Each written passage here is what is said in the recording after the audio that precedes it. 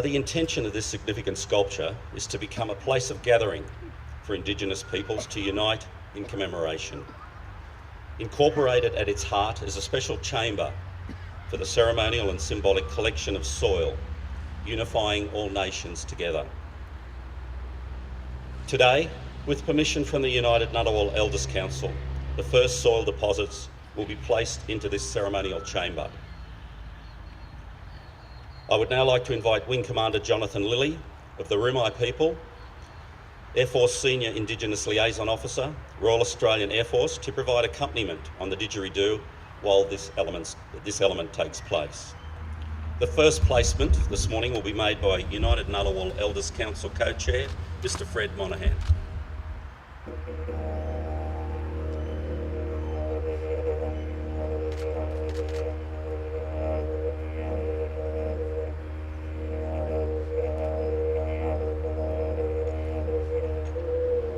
Author and historian, Dr. Jackie Huggins.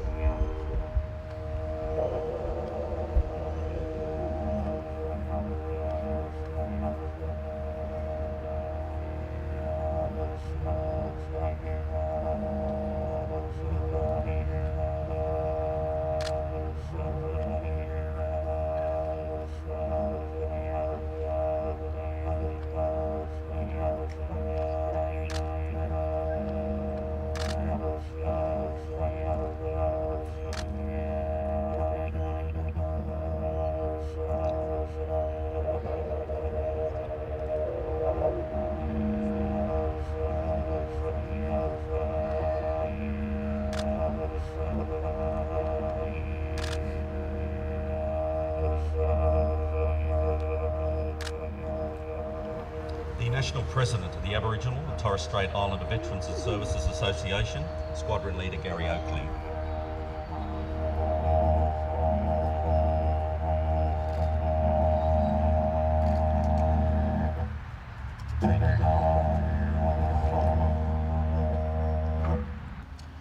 I would now like to invite the Director of the Australian War Memorial, Dr. Brendan Nelson, to deliver the welcome.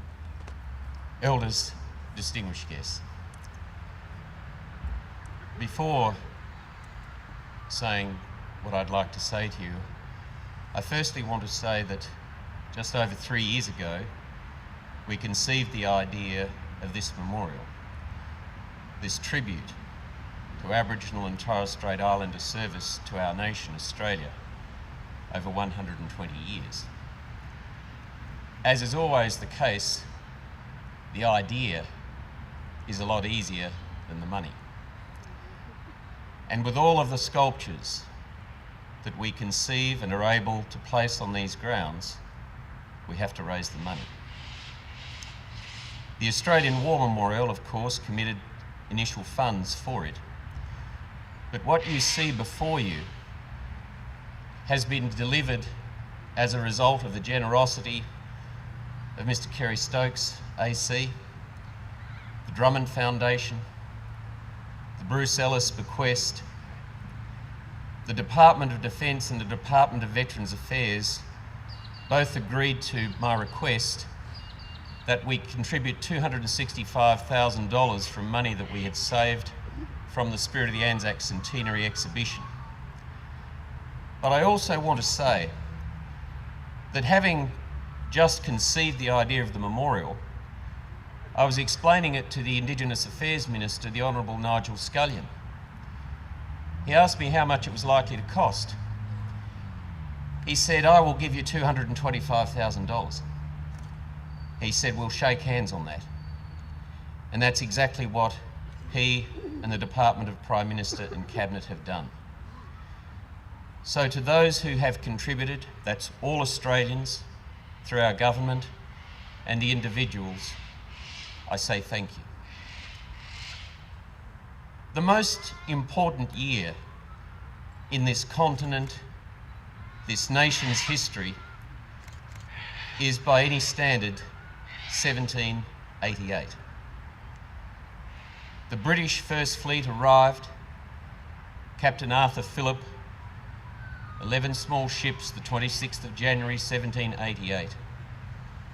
George III's instructions to Phillip were to apply maximum beneficence to the natives as they were described. And that event devastated millennia of rich Aboriginal history, culture and custodianship.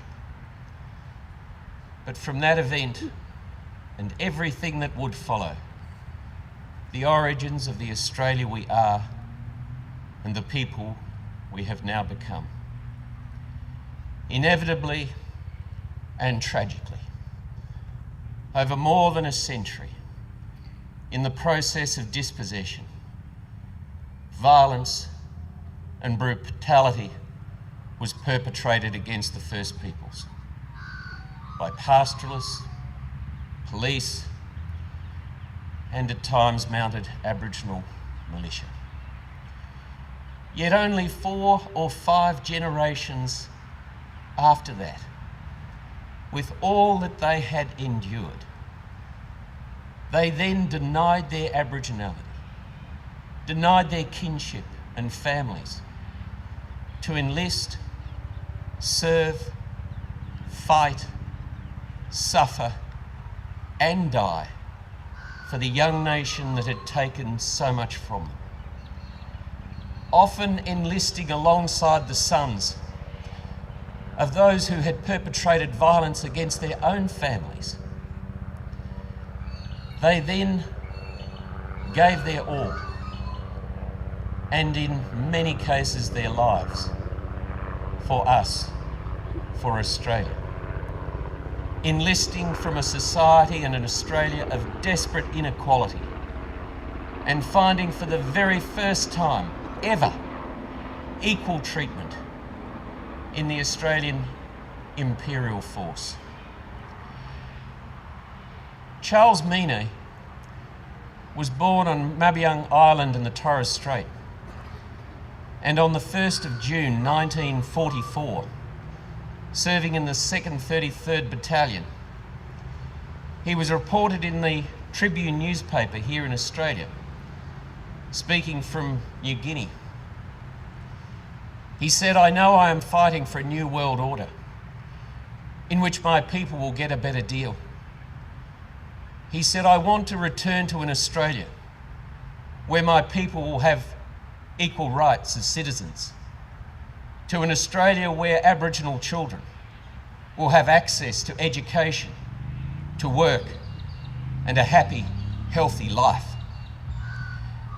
That man served and fought in Syria, Cockatoo Trail, Shaggy Ridge, Gona, Balikpapan, the British Commonwealth and Occupational Forces. He fought with 1 RAR in Korea, was awarded the military medal, and then served in the Mayan emergency. And over 22 years, not a thing changed. Not a damn thing. This Australian War Memorial was conceived in the bloodbath of Pozieres in July and August 1916. Charles Bean, the official First World War correspondent, witnessed to 23,000 Australian casualties over 6 weeks. One of them, Harry Thorpe, MM, from the Tyers Lake Mission and the Lakes Entrance in Western Victoria. Thanks to the Commonwealth War Graves Commission, his headstone is displayed here at the Australian War Memorial. A mortally wounded Australian asked him, "Will they remember me in Australia?" And Bean then subsequently conceived and resolved at its end he'd build this, the finest memorial and museum to these men of the AIF and to the nurses. This is a unifying institution in a nation that at times, perhaps including today, one would be forgiven for thinking is not so unified. Here, there are no party politics. There's no religion. Everyone is equal in death. No rank, no military honours, no race. But we say to Australians and to our political leadership that this unifying institution within that framework of equality can demonstrate to Australians that there is and can be and should be a special place afforded to the first Australians, which is what, for our country, is but one of practical demonstration to the nation. Graham Davison, in The Uses and Abuses of Australian History, wrote that ethical and responsible citizenship requires each one of us to be imbued with the imaginative capacity to see the world through the eyes of others. And through Daniel Boyd's magnificent work here, when you sit behind that mirrored glass and look through those rings toward the dome of the Australian War Memorial, you will see through the eyes of Aboriginal and Torres Strait Islander Australians the service that they have given to this country and continue to give, wearing the uniform of the Royal Australian Navy, the Australian Army and the Royal Australian Air Force, and in doing so be imbued with respect for all Australians who served, and especially this remarkable group of Australians. Welcome. I now invite Senator the Honourable David Fawcett to the lectern.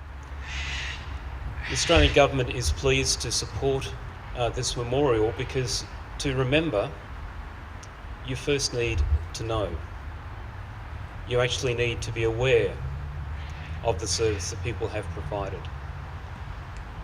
And I'd like to thank Dr. Nelson in particular for his passion and leadership in making sure that the Australian War Memorial is a place where all Australians can learn about the service of all Australians, to recognise and understand that the service and the sacrifice of all Australians is significant, and we should know, remember and commemorate. To those of you who are serving and who have served our nation, thank you. We are joined today by members of the Bungaree Indigenous Performance Group of the Royal Australian Navy. The group comprises of full-time or active reserve officers and sailors, and its members are gathered from a number of communities throughout Australia. Since 2013, Bungaree has provided Indigenous sailors with a platform to represent both Navy and traditional cultures as a practical example of walking in both worlds. With Aboriginal and Torres Strait Islander dancers, they will be performing Now, the Black Cockatoo dance, gifted by Dinock, dancers from Nowra on the New South Wales coast, Ebau from the Torres Strait Islands, and a freestyle shake-a-leg dance. I now invite the group to provide our first ceremonial dance today, accompanied by Wing Commander Jonathan Lilly.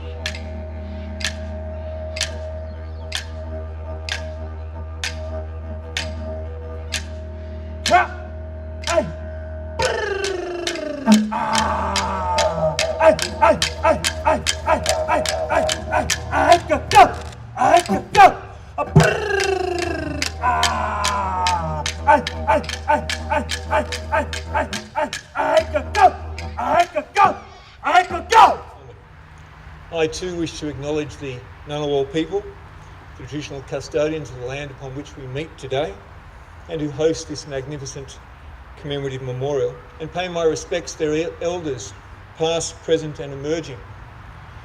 But I also acknowledge all other Aboriginal and Torres Strait Islanders present here today at this ceremony, and in particular thank those who have or are serving in our Australian Defence Force. Your service and sacrifice is deeply appreciated. We've come a long way. In 1903, the Defence Act sought to bar Indigenous people from military service. It was not about skill, it was not about courage or heart, it was about race, and it was wrong.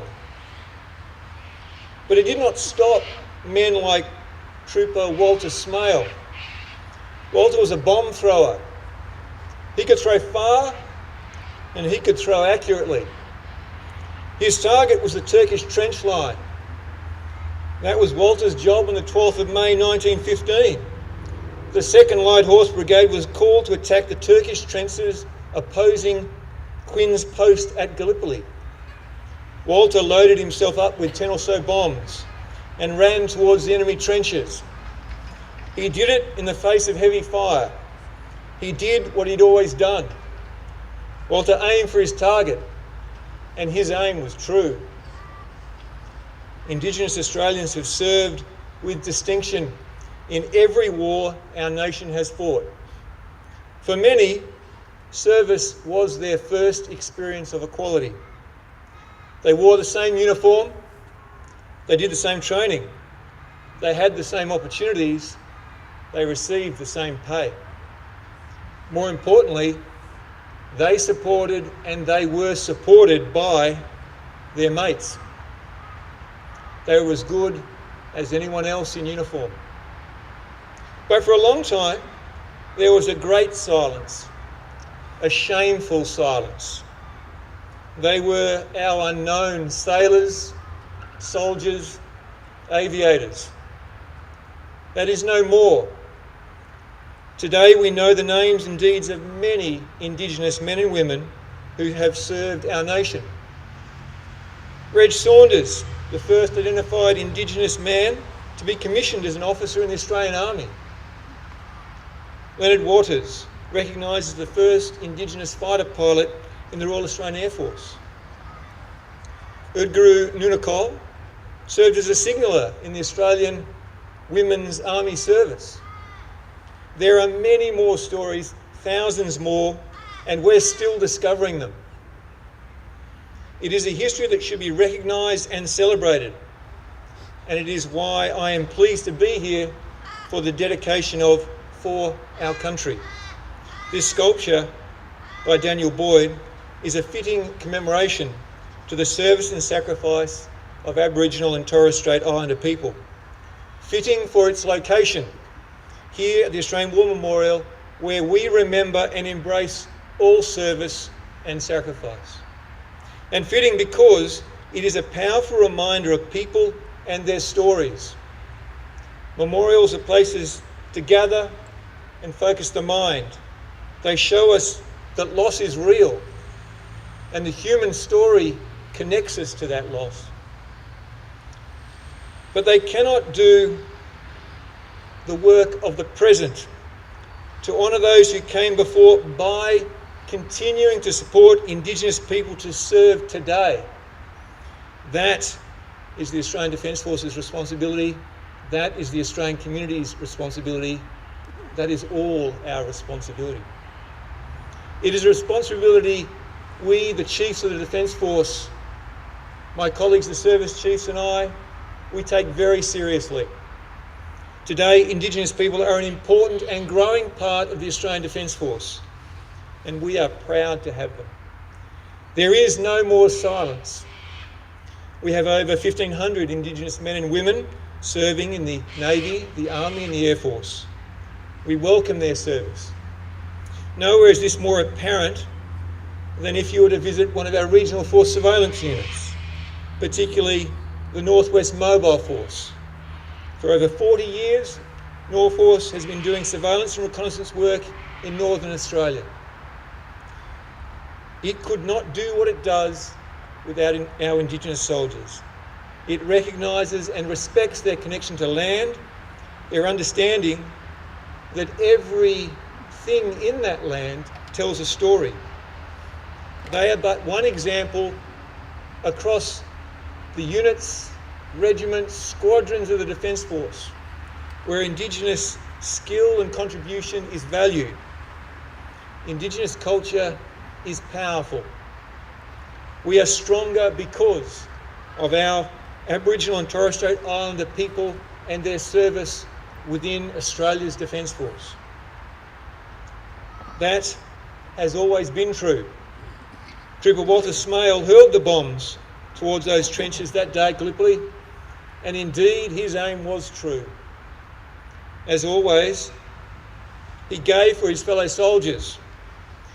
They were only armed with bayonet, and he gave them a chance to get a footing in the trenches. They were stronger because of Walter. They were stronger because of a lad from Freestone, Queensland, the son of a Wangerriburra woman. Walter never returned home.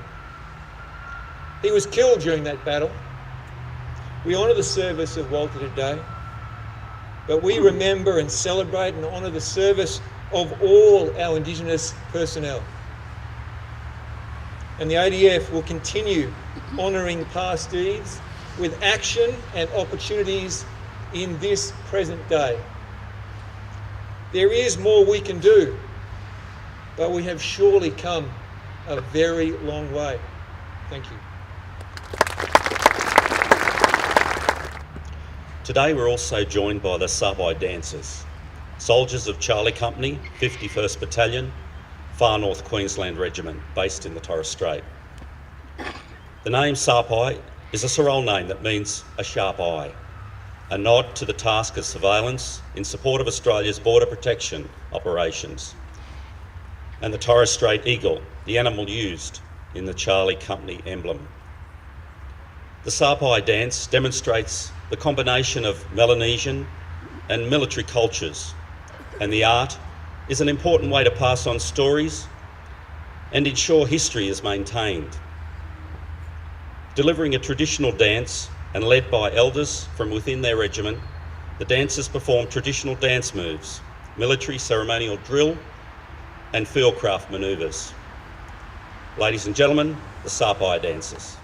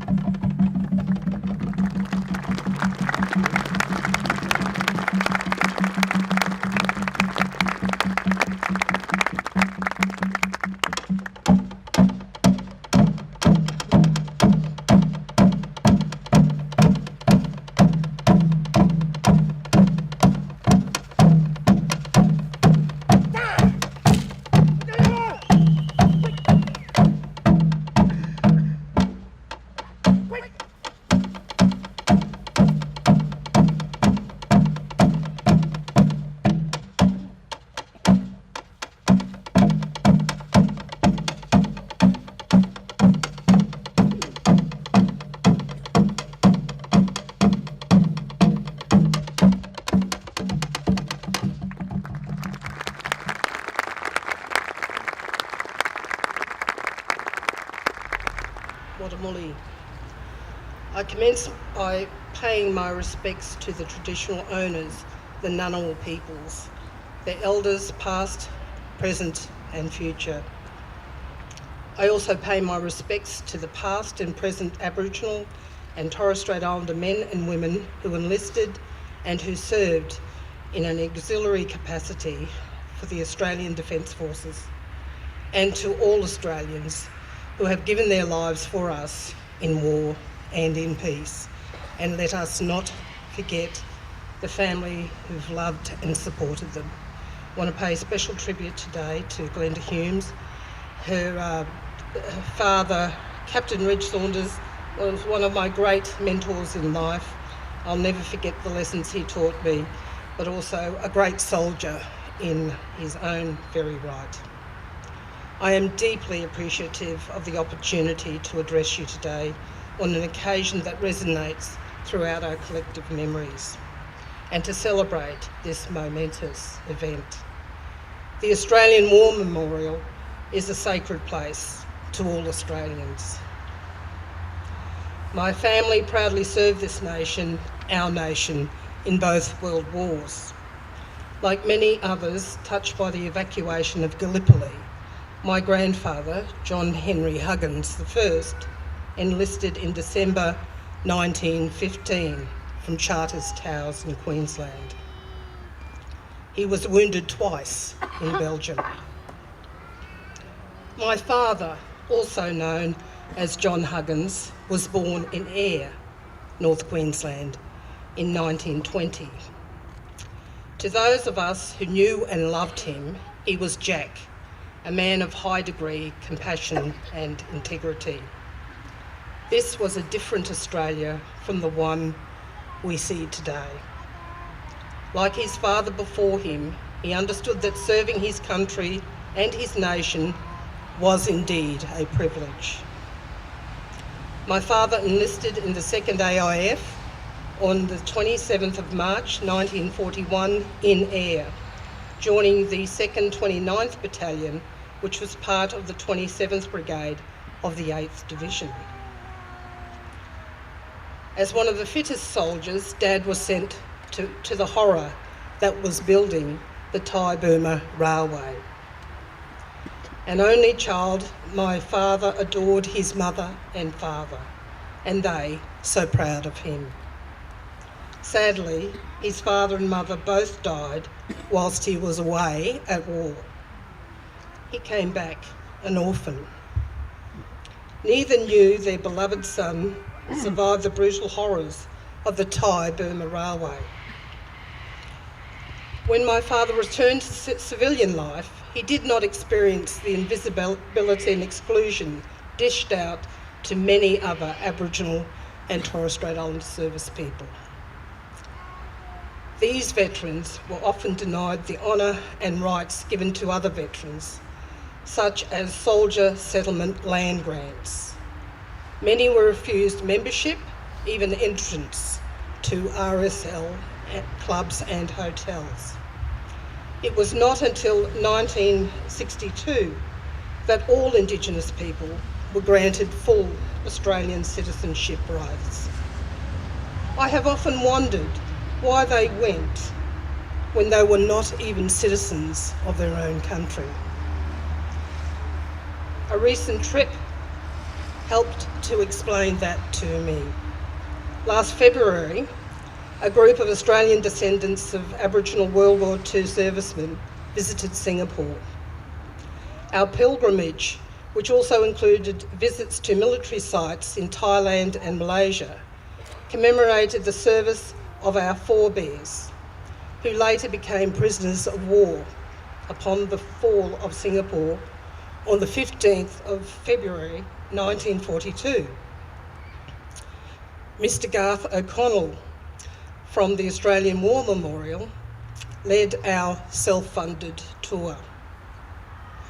He was joined by 7 other descendants of Aboriginal POWs, including my son, my sister and her husband. Dad was one of the more than 50 Aboriginal soldiers who were captured and imprisoned in Singapore in 1942.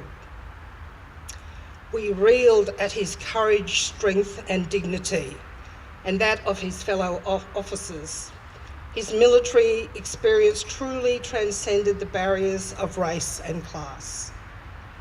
As his Aboriginal family, it even made us prouder, and I began to understand why they went. During our time in Singapore, we participated in a commemorative wreath-laying ceremony at the Kranji War Cemetery, where 9 Aboriginal servicemen were interred along with the remains of over 1,000 Australian servicemen. We laid poppies and said prayers for them. Mr. O'Connell and I gave a presentation to members of the public titled Under a Different Sun, Aboriginal Prisoners of War in Singapore, 1942 to 1945, held at the National Museum of Singapore. This moving event was opened by Australia's High Commissioner to Singapore and was strongly supported by the local public and by members of Singapore's military history and academic community. My father and grandfather, along with other Indigenous men and women, served our nation well in all wars. Yet the dispossession, beginning in 1788, had destroyed their ancient civilisation. However, their abiding loyalty to this country we all call home rose above the deep bitterness of the past. These men and women forged new identities that challenged the haunting devastations wrought by widespread violent colonial brutality and heralded a new and different future for us all. On this historic occasion, here at the War Memorial, we honour and remember with pride all those Australians who served our nation and those families like mine that so loved and supported them. Finally, I would just like to thank Daniel for your wonderful monument here. It's brilliant.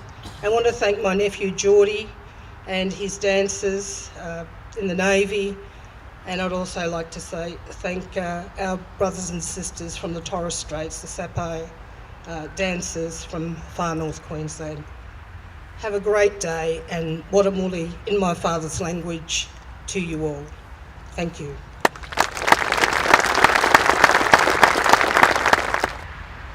May I ask, please all be upstanding as we dedicate this memorial. Let us pray. God of the dream time, God of all today, we dedicate this sculpture in commemoration of the service and sacrifice of all Aboriginal and Torres Strait Islanders, servicemen and servicewomen in all conflicts. Today we pause as we honour and we remember them. In solidarity and in unity, help us, dear Lord, never to forget their sacrifice. As we continue to live in harmony, united in love, commitment and respect one for another. These we pray in the name of God, Father, Son, and Holy Spirit. Amen.